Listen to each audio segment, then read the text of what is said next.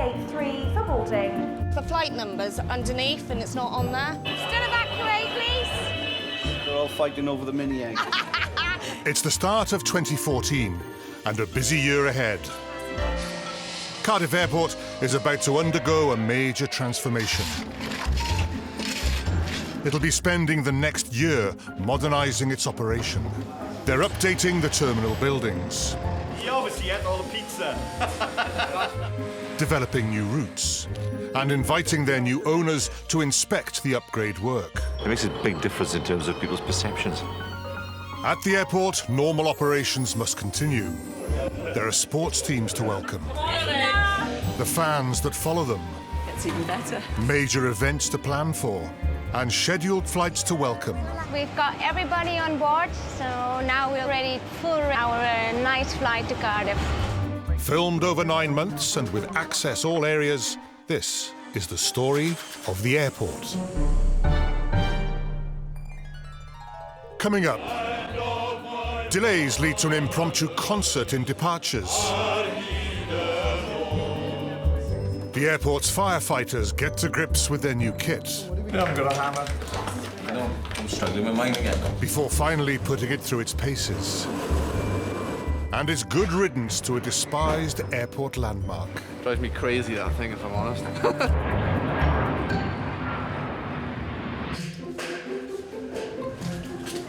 January 2014, and Cardiff Airport is at the start of a major makeover. With the airport now owned by the Welsh Government, there's a big push to modernise, with building work going on across the terminal. But Wales's only international airport has to remain open 365 days of the year. As Chief of Staff, it's up to Jason Thomas to ensure construction of the first phase continues around the passengers. Enormous pressure, to be honest. This project has to be completed by April the 25th. So I have to ensure, and I've got to keep making sure our contractors understand that this job has to be finished by the 25th of April and open to the public the day after. I don't fail, and we won't fail on this. There's been a lot of stuff going on over the last... Today, Jason's briefing staff on the progress of the works. The first phase will run up until the 14th of March, and there's a lot of activity behind there. Demolitions, they've taken out all the remaining partitions that are there. This is the phase 2 work area for the contractor. At this point, the other big project is outside of the terminal, where we have to replace all our car parking equipment. When you come into the airport, there's a yellow bunker that you're greeted by when you approach. It's not what we want. It makes the place resemblant of a military establishment, if I'm honest, and we want to get rid of that. We've got a really tight program, so there's going to be some challenges. We've just got to manage them as best that we can. It's a really exciting time and a really important time in for the growth of the airport. Bonjour, you go to Orly, Toulouse? Toulouse, yeah, on and deux. Airport Operations Assistants. The AOAs are the public face of the airport. Would all remaining passengers please immediately attend gate 3 for boarding? Final call. They're a highly trained team. Got a time on that? Yeah, it was due in at 9:30, it's come in now at 11:15. And it's their job to ensure everything runs smoothly. Yeah, 18, 19, 20. That's the main thing, isn't it? Trying to get the message across, get them checked in, have a nice journey, get them home. Airport operations, good morning, can we help? From coordinating arrivals to assisting passengers find the departure gates, every day brings its own challenges. I'll go down there now. It's gate 12. AOA Christina Retta has worked at the airport for 11 years. Today she's got her work cut out as the airport gears up for one of the biggest events in its calendar, the Six Nations Rugby tournament. So it's always good when there's a match day, it's really good fun. Hopefully, everyone will be in good spirits and excited and there'll be a nice buzz in departures. Today, travelling Welsh fans are heading to Dublin ahead of Wales's clash with Ireland. Wales win, I reckon, let me see, close win, 23-21. With the airport bars busy and spirits high, the last thing Christina needs are delayed flights. We regret to announce Aer Lingus flight 3295 to Dublin will be delayed. The AOAs are experienced at handling problems and know that getting information to passengers is crucial. The delayed Dublin, how many passengers are on board and have they all checked in? Usually with Rugby crowd it's pretty good. We never usually have many problems with them. I'm pretty sure everyone will be in the bar, so I think we'll be okay. It's a little bit cheaper here than the Temple Bar. We might make it a regular event. Come on, But things could be about to liven up with news of yet more delays. The aircraft's gone back to Dublin. Oh no. I think I spoke too soon. There is the earlier delay of the Aer Lingus, and now this air contractor flight is also delayed as well, both due to technical problems. Air contractor flight ABR 446J, departure to Dublin. Apologise for the delay to this flight. More information will be issued when it becomes available. We apologise for any inconvenience caused. With delays lengthening, staff are keen to ensure passengers don't drink too much before their flights. Head of Customer Service Margaret James has arrived in departures to provide backup. We have to be careful with delays about drinking and safety within the aircraft, so you have to keep an eye on what's going on. Sometimes if you have an extended delay, we may have to go to certain people and say, look, if you just cut back on a little bit of the drinking now because, you know, we want you to board and to be safe.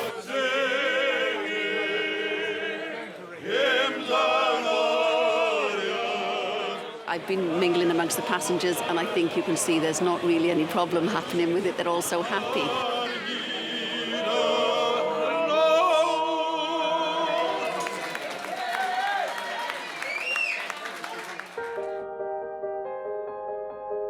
Cardiff Airport welcomes over 1 million passengers each year.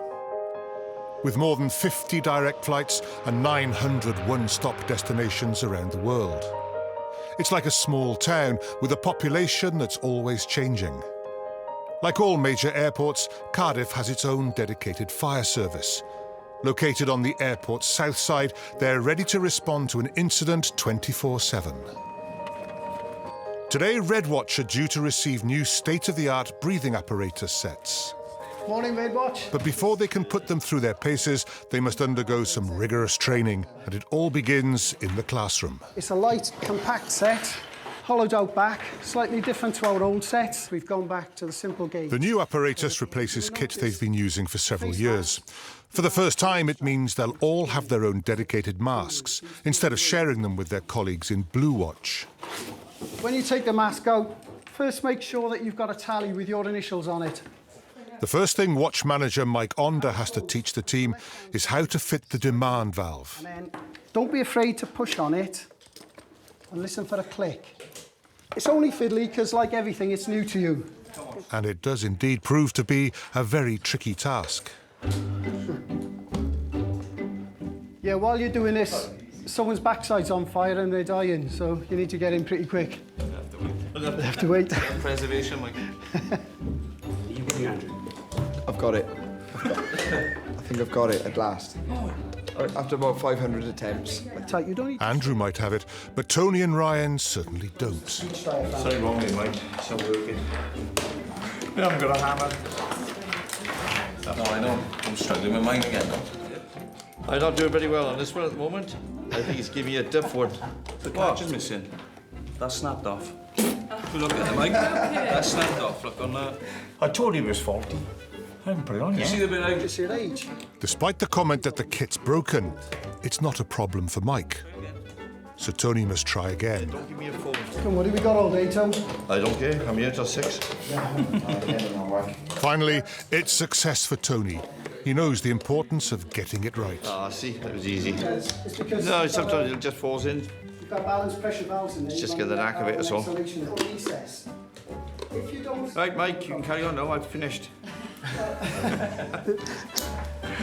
Finished or given up?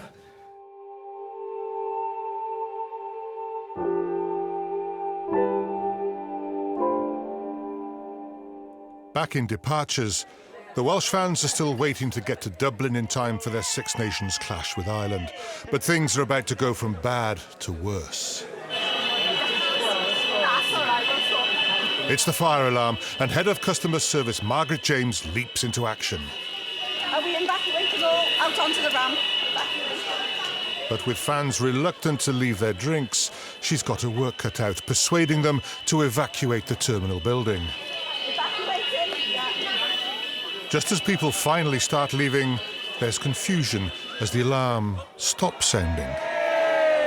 No, you're still going to go out until we're told to come back in. But despite being told to continue evacuating, many fans try to return to the bar.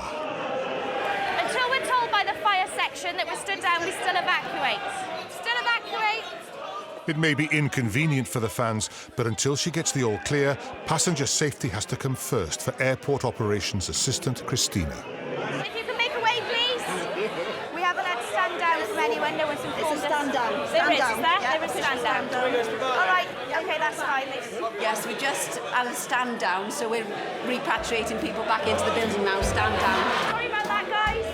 Get back to your beer. Go and have one for me as well. As the alarm stopped, then they thought it was finished when it's not. We need to get the stand down time from the fire crew before we can allow passengers back into the building. Everyone seems okay about it. I think the beer has helped, so it's fine. They all seem to be okay.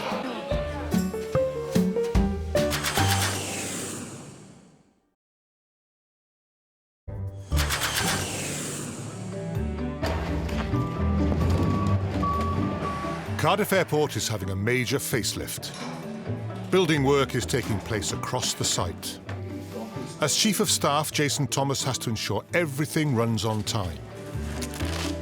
It's a really exciting time, and it's just one of those necessary things you got to do to make the place better, you know. So people have been very tolerant so far. Each week, thousands of passengers use the airport's car parks. And for many years, the first thing to greet them has been a yellow security hut that many have likened to something from an army base. One of the first things that we looked at was to get rid of that hut, really. That was right on the hit list. So today is quite a symbolic day, and it goes in about 10 minutes. Airport Chief Executive John Horn is in full agreement and has even turned out to make sure it really does go. Oh, I'm very excited about it going. It's not going to be quite as spectacular as Top Gear blowing it up, but it doesn't look nice. It doesn't look good as you arrive at the airport. It's being replaced by new state-of-the-art number plate recognition technology. But not everybody is pleased at the hut's demise. For security guard Sarah Clark, it means moving out of what has become a home from home. Oh, my little yellow box is going. It's kept us dry in the rain, the snow, the sleet. So, yeah, it'd be sad. Some people are getting a little bit nostalgic. It does have another life ahead of it. It's going to become a sort of windproofing hut for people in the baggage handling areas. There's just time for Sarah to grab her final things, and then it's goodbye. Okay, all done. I am now homeless. Before the hut can be removed, several giant concrete barriers have to be taken away. But there's concern they may be too heavy to lift. He's got a weight limit of 3.2 ton that he can lift with it. And there's different schools of thought on how heavy they are. I reckon he'd be fine. I'm going to guess 2.8 tons then. It looks like Jason's guess was pretty much spot on. I told you, 2.8, I guess. With the concrete barriers gone, time is almost up for the despised yellow hut. Say bye-bye. Oh, bye-bye, hut. Drives me crazy, that thing, if I'm honest. It's like a carbuncle on the estate, I call it. It's gone.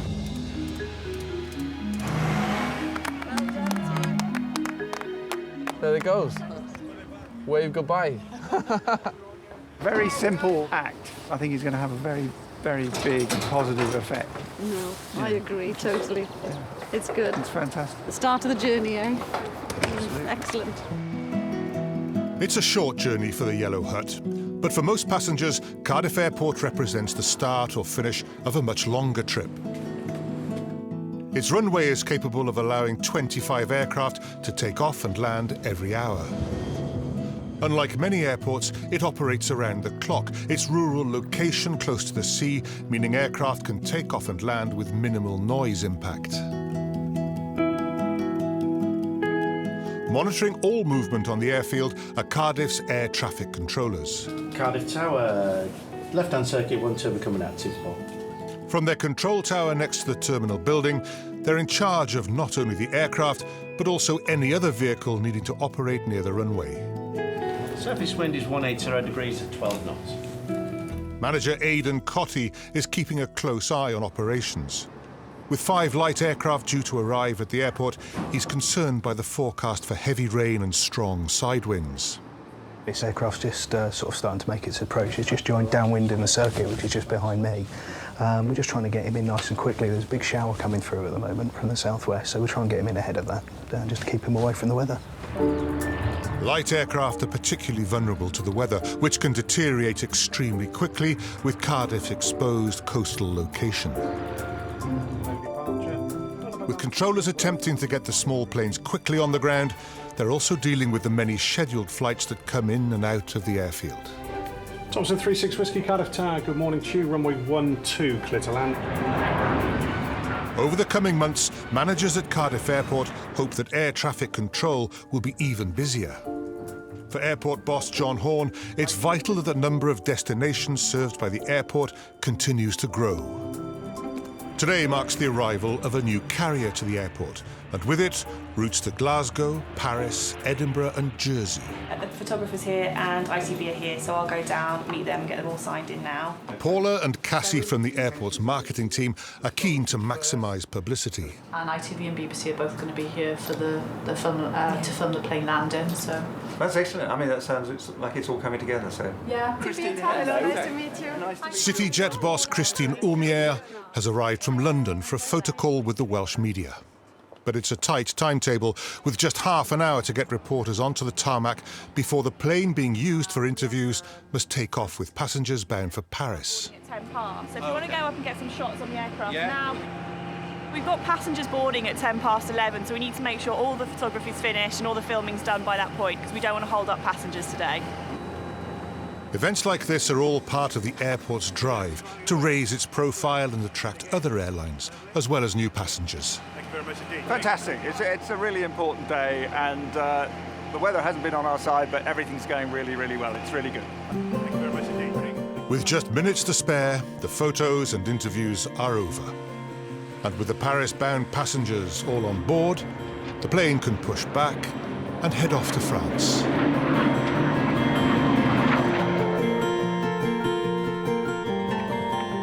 Keeping an ever-vigilant watch over airport operations are its dedicated firefighters. With their own fire station on the edge of the runway, they're ready to attend to any incident in just a matter of moments. Red Watch are preparing for one of their regular training exercises using the airport's specialist fire rig. This is a purpose-built aircraft simulator rig. It's built exactly the same as standard aircraft. Virtually any scenario that you're likely to get in an aircraft crash situation, we can recreate to a certain degree within the chamber, within the aircraft rig. The team have just taken delivery of their new breathing apparatus and spent the morning in the classroom learning how to use it. This is where we find out how much they've retained, so we're going to find out if they really do understand what was explained to them in the classroom. With the theory behind them, it's now time to kit up and put what they've learned into practice. You put your set on, you check, make sure it's functioning and it's safe for you to enter the risk area. Practicing fighting aircraft fires is a core role for Red Watch. In a real-life scenario, it might also see them involved in the evacuation and possible rescue of passengers and crew.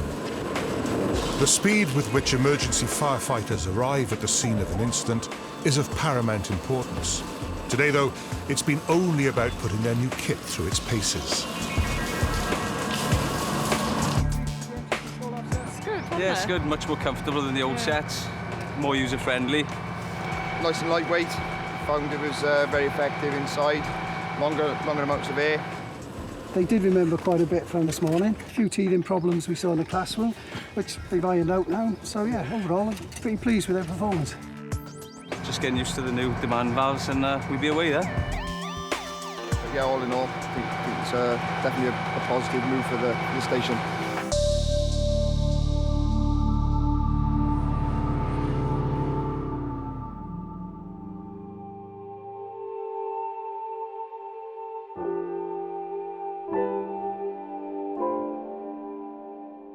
In the airport departures lounge, the bars are still busy as the delayed Six Nations fans still haven't managed to board their flights. With 2 planes blighted by technical problems, many Welsh fans have now been drinking for several hours and are desperate to get to their destination. Disappointed because it's my husband's 60th birthday celebration, our trip to Ireland, but things could be worse. Airport Operations Assistant Christina Retter is doing her best to keep passengers informed.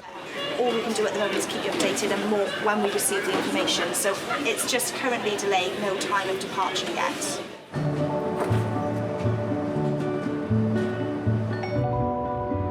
Out on the stand, though, it looks like good news, as one of the delayed flights is nearly ready for boarding. With final checks and refuelling almost complete, AOA Christina can deliver the announcement they've all been waiting for. Air contractor flight ABR 446J departure to Dublin. Passengers are requested to proceed to gate 3 for boarding. It's finally boarded now, so I think we'll have some happy customers. Looking forward to a good weekend. And now you can relax. And now, yes, I can have my lunch. Happy days. Bye-bye, don't work too hard.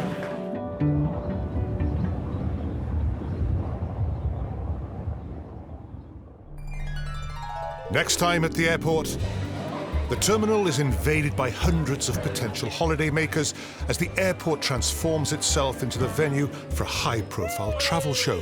There's no business like show. Oh, dear. There are big changes in the security hall as an all-night building operation swings into action, and with it, a midnight feast. Yeah, but I've got to watch my figure, so maybe not for me.